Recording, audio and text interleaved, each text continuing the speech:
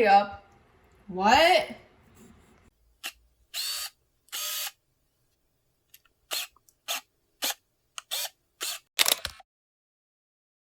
Fast food is the trophy wife of American capitalism, and a leech that's grown so fat off of hungry consumers we may never get rid of it. While convenient and often the only possibility for many people, fast food is ultimately unsustainable given the various detrimental effects of the production process. Food production emits methane, CO2, and other greenhouse gases. Harmful effects include deforestation, land clearing, and unethical treatment of animals. Through the fast food process of making one burger, from plant harvest to production, it can take between 1 to 3.5 kilograms of CO2 emissions. To get a better understanding of the effects of the food industry and climate change, I interviewed climate change activist Anna Wazer, who's been advocating for climate change education in public schools and has experience growing up in a farm.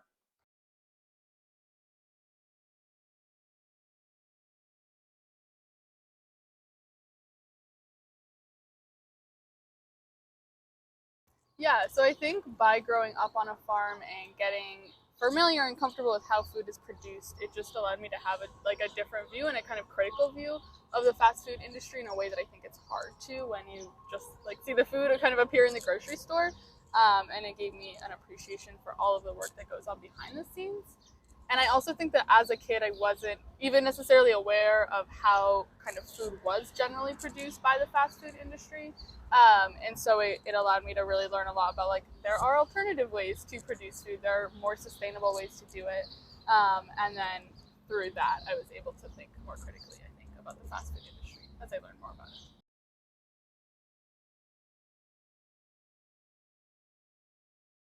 Yeah, so I think that some of it is kind of just putting it right in with that climate change curriculum. So the curriculum that I was specifically advocating for in Connecticut got put into the science curriculum, so it'll be taught in science classrooms. And so I think that there is a place for agriculture in that, and food in that, because of the relationships between agriculture and greenhouse gas emissions and just food more broadly. But I also think that incorporating it into health class, and that's somewhere where I would argue that climate change should be incorporated into all aspects of school because it impacts everything. And similarly with food, I think that there are a lot of areas where you can incorporate it. And then specifically with the cafeteria, I think that there's a lot of room for students and admin as well to kind of think a little bit more critically about how do we want to provide healthy food to our students. And a lot of times healthier food is more sustainable as well. And so kind of doing that, I guess, and just thinking about what we can do and what we can shift while also knowing that there are constrictions, I guess, because of the public school system and oftentimes, not being well funded and all of that. But doing whatever we can to shift in that direction, incorporating that in as many areas and subjects as possible.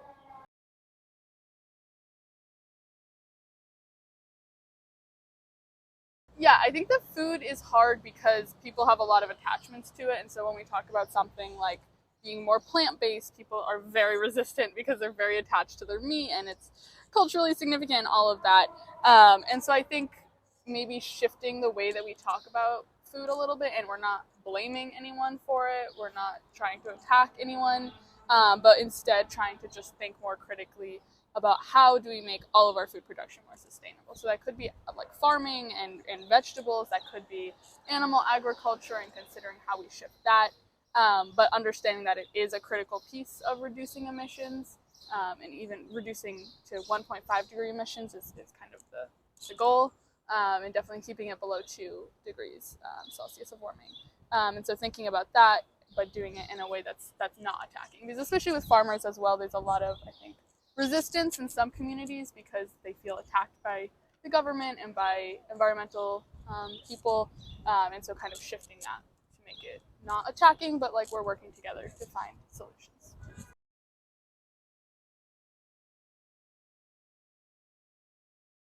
I think both. So as an activist, as a grassroots kind of person, I would definitely say that it needs to start with communities and it needs to start with kind of regular people saying we want this education, we want better food, we want healthier food, but it also does rely on governments to do things that kind of push us in that right direction. And so something like incentivizing sustainable agriculture and trying to move away from incentivizing something like monocultures, which are really harmful for the environment and not healthy for people, but yet are still kind of, we give lots of, or the federal government gives lots of money towards those farms. And so shifting that kind of thing, I think, is really important, but also having communities kind of talk about what they need and how we can achieve that, and also considering something like food deserts and the fact that not everyone has access to the same kind of food, and how do we address those issues at the same time. So I think it's both a community and people level and a government level at the same time. Can you speak more about the monocultures? Yeah, so monocultures are basically when a farm just grows one thing. So there are a lot of monocultures if you go kind of farther west, so it's like all corn, all soy, all that kind of thing. And the problem with that is that it like those plants, well, there are a lot of problems with it, but one of the problems is that if you just have one type of plant, it generally takes a lot of like one nutrient or a few nutrients. And so it leaves the soil really depleted because land is just not supposed to be kind of used that way. And so that's a really big problem. And then a lot of times, if you're farming in a monoculture kind of system, there are other negatives that you're likely doing at the same time. So sometimes farms, like once the crop is done with production, you cut it down or you get rid of it, however. And then sometimes the soil is just left bare, which is really bad because it allows for the soil to release a lot of previously captured greenhouse gas emissions. And so something like putting a cover crop on, which just keeps it covered and it's not necessarily producing anything, but it's better for the environment, is important. So it's monocultures itself, and then it's also the other kind of aspects that a lot of times come along with that. Adding on to the issue of personal change, especially in the US, there's a massive problem with the obsession of getting everything you want right now at the moment without much thought of the long-term consequences. While some of these risks include dangers to personal health, such as sugars, trans fat, and starches, the fact is also global when the amount of food that's being rapidly produced by fast food companies exceeds the demand, leading to increased food waste.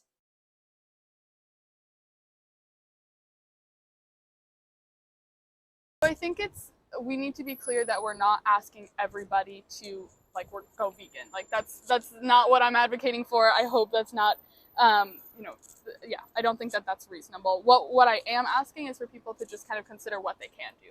And for each person, that's going to look different, right? We're not all going to be able to kind of make the same shifts, but just considering what can you do to be more environmentally sustainable in your daily life in connection with food is great. And then also seeing like, where are the gaps? So do I not have access to a farmer's market? Do I not have access to farms who are using sustainable practices? And then kind of thinking about maybe a larger change that needs to accompany that. And so that's, I think, where it comes back to like that community scale and to advocating within your community or with your community to make those changes, and then also back to the government and ensuring that they're kind of acting alongside of us and acting in response to what people are asking to make those shifts and to create more sustainable agriculture.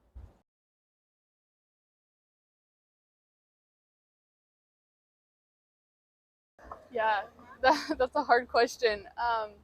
So I think some of it is patience, as much as I don't like this answer.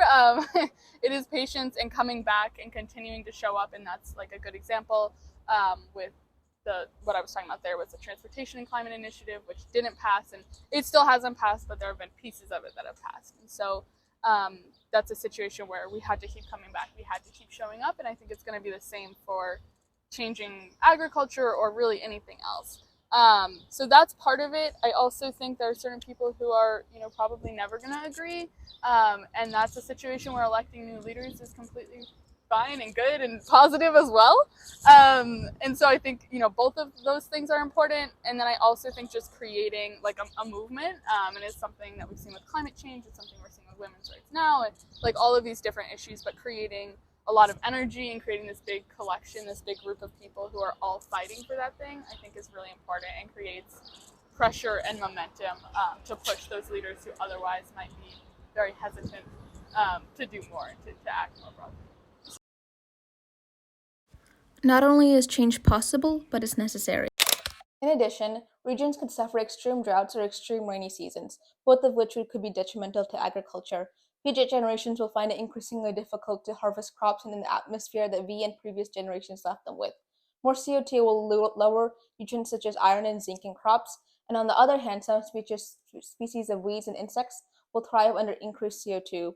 With the rising global temperatures, glaciers, which often serve as a source of water for many farmers, will continue to melt, and salt water will intrude the plants instead. Fortunately, there's a way to combat this. As stated by Senna, the only real way to fight back is through individual, collective, and government effort with a voice so strong it can't be drowned out. The World Resources Institution created a guide called the World Resources Report, Creating a Sustainable Future, that proposes a solution to feed 10 billion without furthering emissions and deforestation. Through efforts like this, it is vital that our future generation is able to flourish with healthy and accessible food.